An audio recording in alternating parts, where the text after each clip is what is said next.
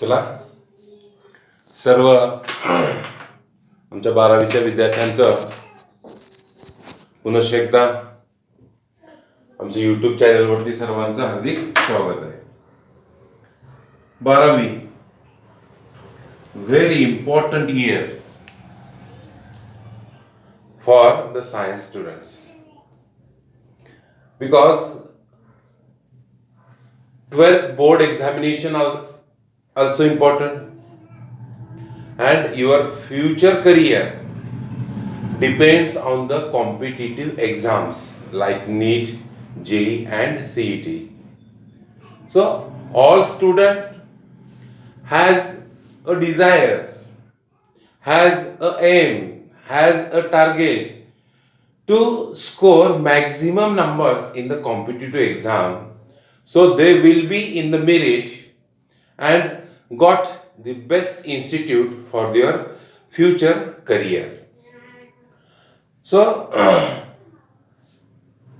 these exams like NEET, JEE and CET are the competitive exams, and if we want to crack these exams and become an topper, then it is very important you must know the basic concepts and techniques for that subject or for that topic. If you have the perfect base, perfect background, then you can apply these concepts for the numericals, for the problems, for the MCQs. So you will choose the correct answer.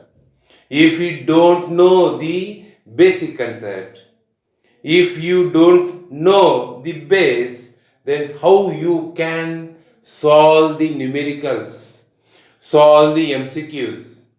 Because MCQs are simple, but MCQ confuse us because MCQ has 4 options A, B, C, D, and all these 4 options are nearly correct. If we observe the options, then we think that A also correct, B also correct, but that confusion that confusion is very bad. And if we stop to confuse when we solve the MCQ, then it is best you must complete your basic concept and then proceed for the next level. Now चला आज आपण chemical कायनेटिक्सचा पुढचा part बघतोय. So again today we will see the topic chemical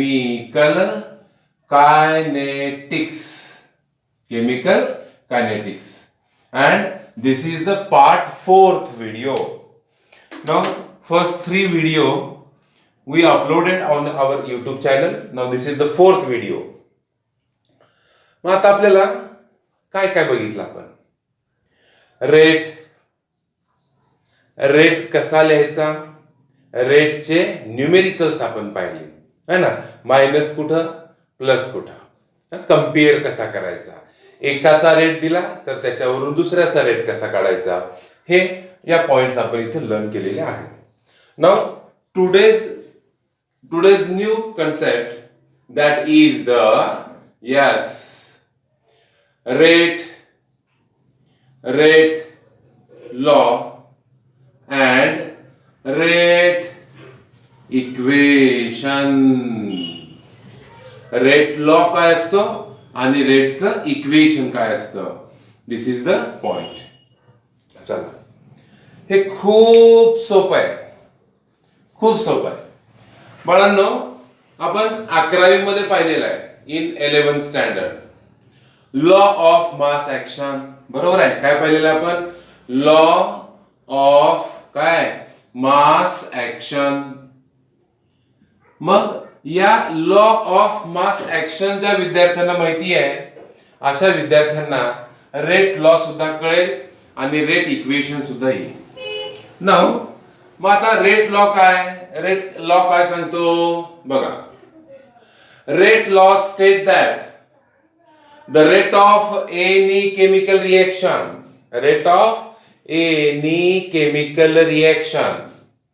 depends on the product of molar concentration of the reactants raised to the power. मग हा लॉचं statement आपल्याला इथे समजलं पाहिजे की काय स्टेटमेंट आहे याचं. So I can right here the statement. काय स्टेटमेंट आहे.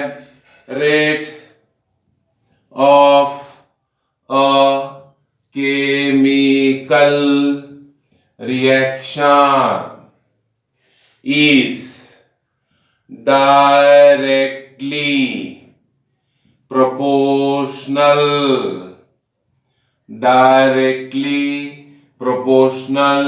to the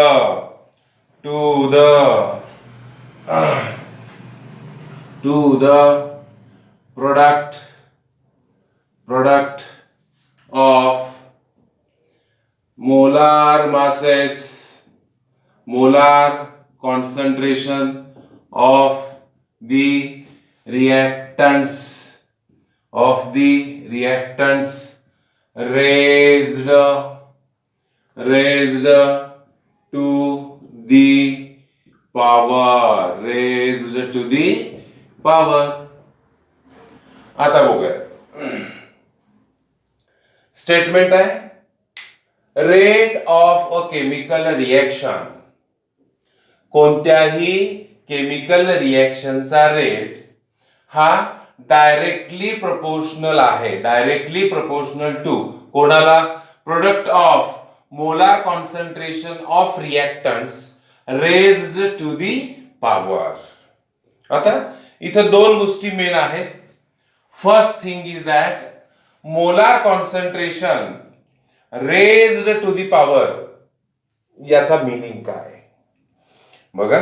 molar concentration raised to the power म्हणजेच लक्षात ठेवायचंय त्या रिएक्टंटचं कसलं मास बेटा.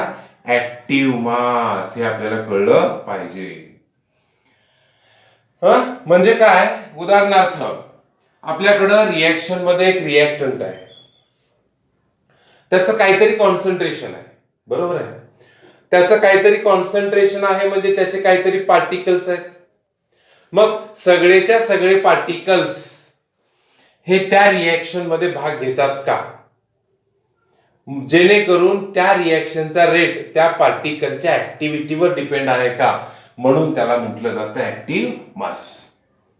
आता कधी कधी काय होतं बघा लक्ष द्या. समजा मी एक रिएक्टंट घेतलेला आहे.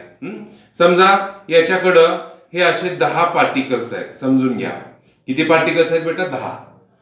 मग रिएक्शन मध्ये 10 पार्टिकल्स आहेत म्हणून तुम्ही याचं कॉन्सन्ट्रेशन लिहित असताना काय लिहिणार आहेत. 10 डिवायडेड बाय त्याचा volume. Number of moles upon volume. पण रिएक्शन मध्ये हे सगळेच्या सगळे पार्टिकल्स ऍक्टिव्ह असत नाहीत. मग समजा आपण असं करूयात की या 10 पैकी हे 5 पार्टिकल्स ऍक्टिव्ह आहेत. कळतंय आता मीनिंग त्याला. मग याला म्हणायचं त्याचं ऍक्टिव्ह मास. याला काय म्हणायचंय ऍक्टिव्ह मास. मग हे जे molar concentration raise to the power आहे हे एक्सपेरिमेंटली डिटरमाइन केलं जातं. So I can write this rate law is the experimental concept.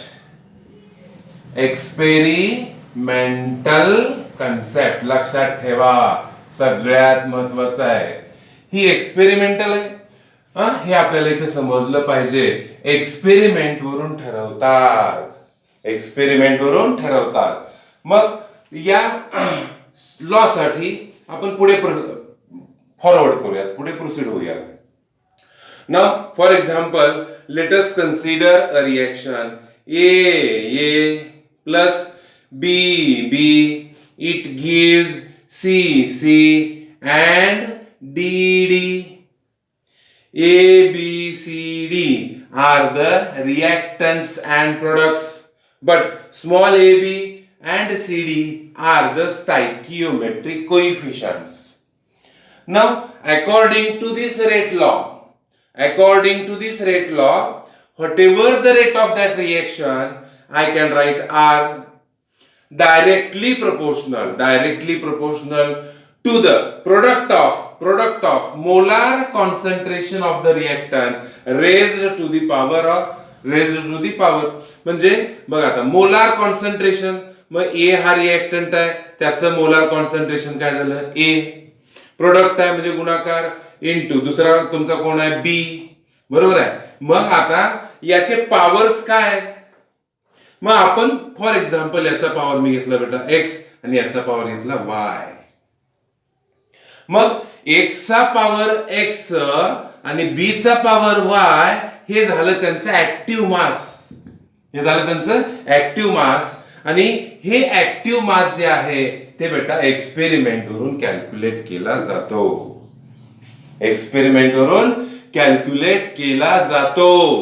हा एक्स हा ए डिफरंट आहे, हा वाय आणि हा बी डिफरंट आहे, हे आपल्याला इथे समजलं पाहिजे. So in the rate law the powers of concentration, that is x and y, are experimentally determined. सगळ्यात महत्वाचं आहे एक्सपेरिमेंटली डिटरमाइंड, हे इथं कळलं पाहिजे. It is note that A is not equals to x and B is not equals to x, B is not equals to y. It may be equal in some cases. काही वेळेला काय होतं, त्या reaction मधला stoichiometric coefficient हा त्या कॉन्सन्ट्रेशनच्या term इतका असू शकतो, तो एक योगायोग आहे, पण तो त्याच्या इतका असतोच असं नाहीये, हे आपल्याला कळलं पाहिजे. मग बाळांनो आणखीन एकदा बघा, what is rate law. So rate law state that rate of a chemical reaction is directly proportional to the product of molar concentration of the reactants raised to the powers, आणि म्हणून आपण घेतला एक reaction AA plus BB, it gives CC and DD. According to the rate law, R directly proportional to concentration of A to the power x into concentration of B to the power y. मग याच्यामध्ये x and y हे जी powers आहेत, these are experimentally determined. These powers, the powers of the concentration term are not equals to the stoichiometric coefficient. This is important. हे यांच्या इतके असत नाहीये. मग आता हे कसं ठरवलं जातं हे मी तुम्हाला एक एक्झाम्पल देऊन सांगतो. बघा फॉर एक्झाम्पल काय करतात, हीच रिएक्शन घेऊयात आपण. नाउ फर्स्ट एक्सपेरिमेंट केलं त्यांनी, समजा ए चा रेट, लक्ष द्या, ए आणि बी, आणि त्यांनी त्याचा रेट मेजर केला, लक्ष आहे. समजा फर्स्ट एक्सपेरिमेंट केला, फर्स्ट एक्सपेरिमेंट मध्ये त्यांनी ए चा रेट 1 मोलार घेतला, ए चं कॉन्सन्ट्रेशन, बी चं कॉन्सन्ट्रेशन 1 मोलार घेतला, त्यावेळेला रिएक्शनचा रेट समजा आपण घेऊयात 0.5 मोलार पर सेकंड सायंटिस्टला सापडला, बरोबर आहे. मग दुसऱ्या केस मध्ये काय केलं त्यांनी, लक्ष द्या, ए चा रेट डबल केला म्हणजे किती मोलार केला, 2 मोलार, आणि बी चा मात्र कॉन्स्टंट ठेवला. त्यावेळेला त्यांना असं लक्षात आलं की रिएक्शनचा रेट हा 1 मोलार पर सेकंद झाला. एक्सपेरिमेंट वरून ठरवलं, इक्वेशन वरून नाही समजलं. म्हणजे ए या रिएक्टंटचं कॉन्सन्ट्रेशन 1 मोलार असताना त्याचा रेट एवढा होता, आणि त्याचा रेट डबल केला की रेट पण डबल झाला. कळलं ना. म्हणजे याचा जो पॉवर आहे तो डबल येणार आहे, हे आपल्याला इथे समजलं पाहिजे. आणि दुसरी केस त्यांनी केली, ए चं कॉन्सन्ट्रेशन सेम ठेवला, बी चं कॉन्सन्ट्रेशन डबल केला त्यावेळेला रिएक्शनचा रेट सुद्धा 1 मोलार पर सेकंद झाला. कळतंय आता मी काय म्हटलं बघा. म्हणजे ए चा रेट कॉन्स्टंट ठेवून बी चा रेट वाढवला तर रिएक्शनचा रेट वाढवला. मग अशा वेगवेगळ्या एक्सपेरिमेंट वरून ते ठरवतात एक्स ची व्हॅल्यू 1 येणार, एक्स ची व्हॅल्यू 0 येणार, एक्स ची व्हॅल्यू 2 येणार. हे आपल्याला तिथे समजलं पाहिजे. हा रेट डबल झाला, याचं कॉन्सन्ट्रेशन डबल केला की रेट डबल झाला, मग याचा पॉवर किती येणार आहे 2. हे आपल्याला इथे समजलं पाहिजे. ठीक आहे. मग आता रेट लॉ मध्ये त्याचे पॉवर्स कसे ठरवले जातात हे एक्सपेरिमेंट वरून आपण बघितलं. मग आता याचा थोडा पुढचा पार्ट आपण बघूया. ओके. मग चला बाळांनो, नेक्स्ट पॉइंट आहे. मग हा प्रपोर्शनॅलिटी साइन काढावा लागेल. So we remove the proportionality sign by taking the constant k into concentration of a to the power x into concentration of b to the power y.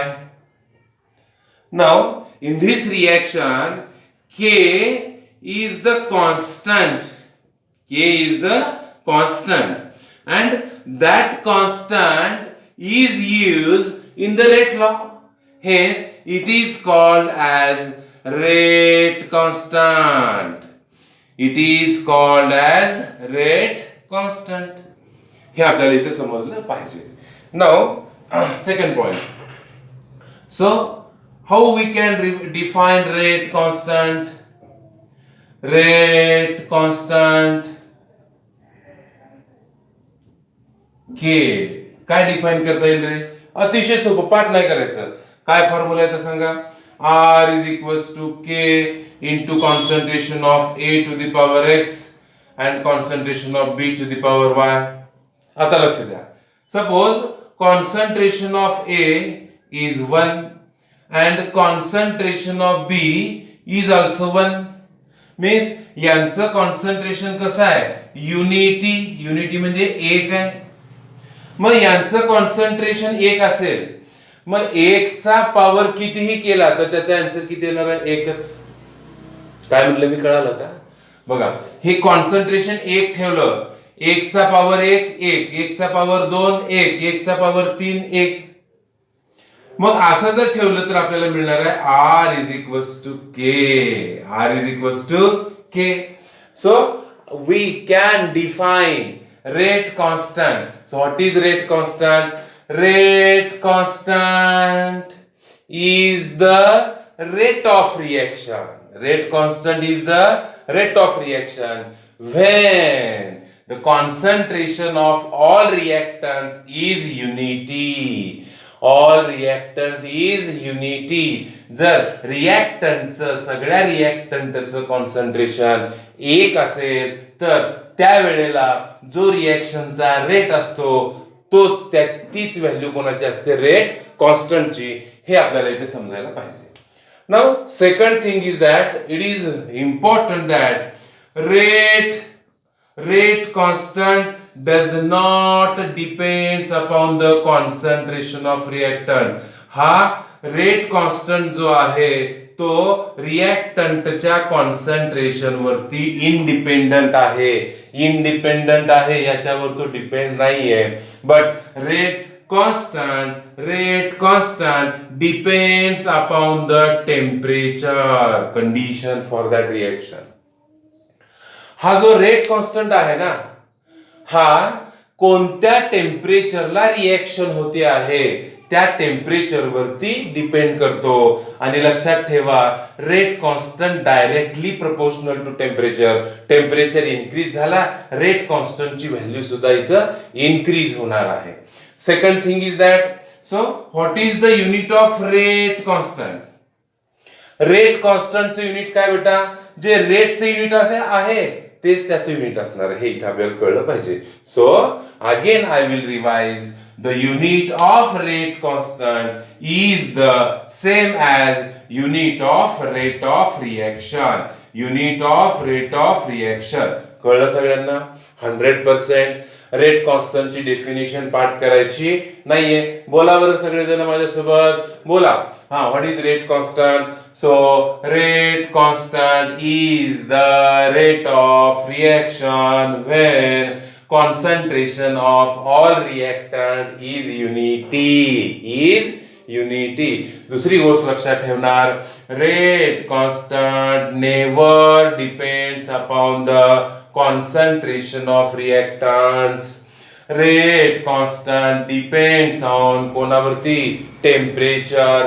सगळ्यात महत्वाचा, rate law is experimental. Rate law is experimental. ठीक आहे.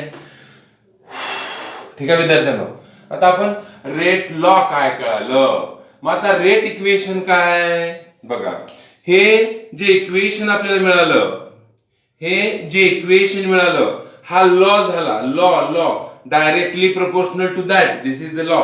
आणि याला equation इक्वलचं sign घेतलं ना आपण, R is equals to, या इक्वेशनला म्हणायचा rate law equation. Rate law equation कळते सगळ्यांना.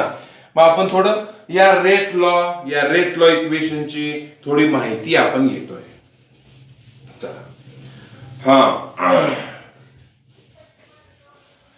काय चाललंय विद्यार्थ्यांनो, बरं आहे का तुमचं? ऑनलाईन लेक्चर, युट्यूब लेक्चर्स बरे आहेत का? कसं चाललंय सगळं? तुम्ही दूर, आम्ही दूर, है ना? दूर दूर झालं सगळं.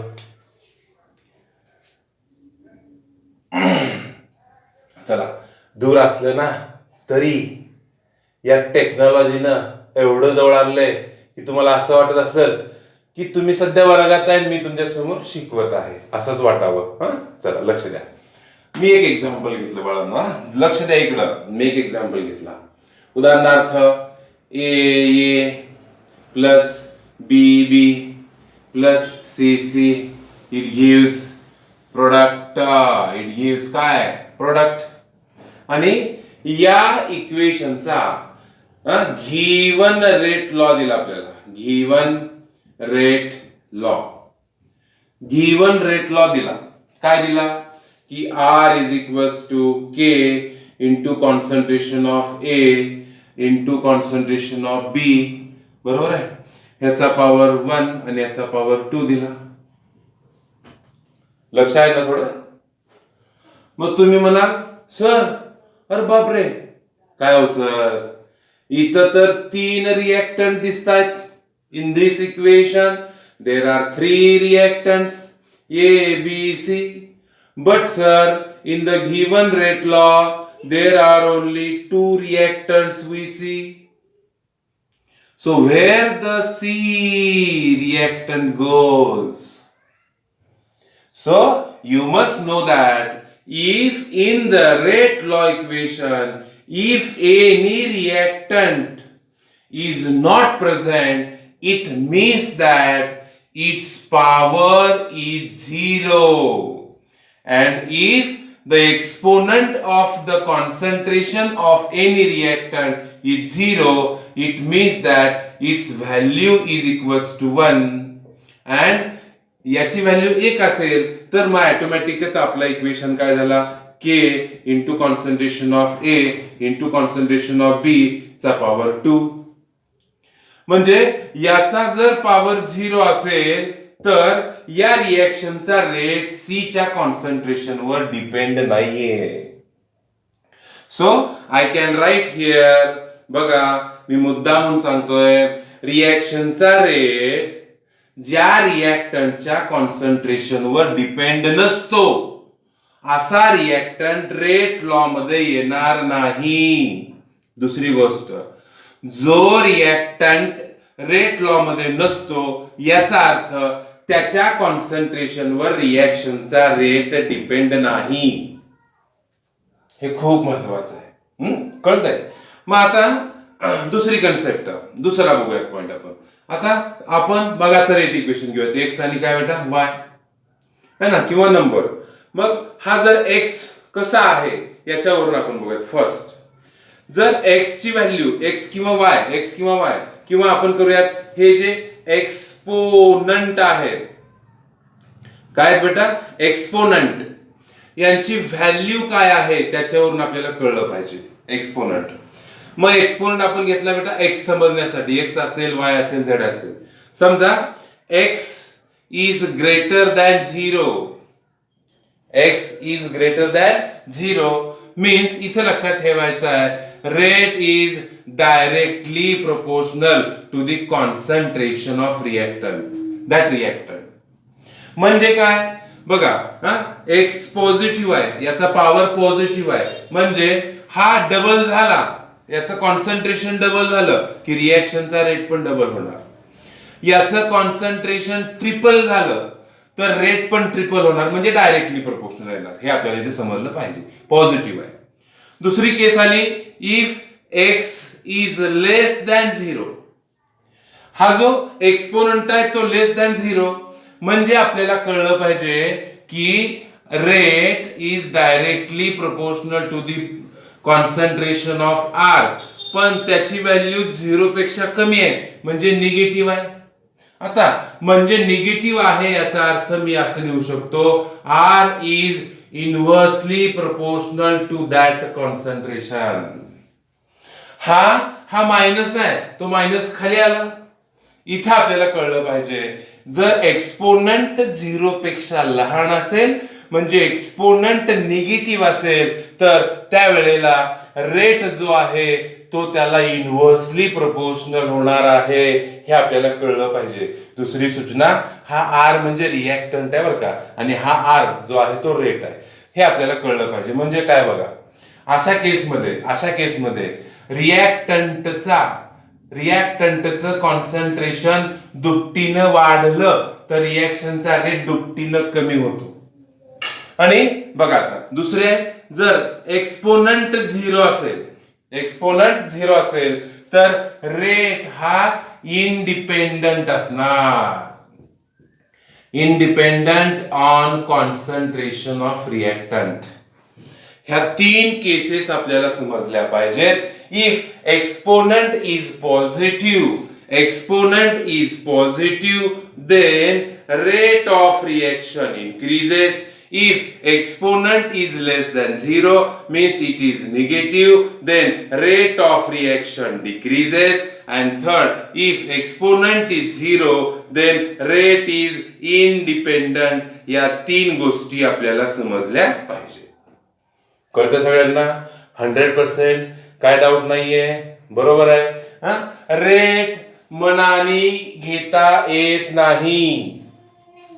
रेट एक्सपेरिमेंट वरूनच दिला जातो, एक्सपेरिमेंट वरूनच ठरवला जातो. मनाने आपण रेट इक्वेशन तयार करू शकत नाही. फॉर एक्झाम्पल काय एक्झाम्पल्स आपण बघूया.